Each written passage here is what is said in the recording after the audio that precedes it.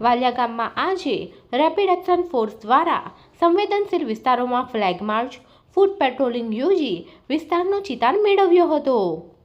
ગુજરાત રાજ્ય 100 યુવા battalion rapid action ફોર્સના કમાન્ડન્ટ રતુલ દાસના આદેશથી સહાયક કમાન્ડન્ટ ઉજ્જવલ કુમાર તિવારી અને ઇન્સ્પેક્ટર જી.ડી. બલવીર મીણા અને ભરૂચ જિલ્લા પોલીસ વડા અક્ષયરાજ મકવાણાના નેતૃત્વ હેઠળ વાલિયા પોલીસ મથકના સંવેદનશીલ વિસ્તારોમાં ફ્લેગ માર્ચ યોજાઈ હતી. પોલીસ સ્ટેશન, મુખ્ય બજાર અને 4 રસ્તા ત્યાંથી પરત પોલીસ મથક ખાતે પહોંચી હતી.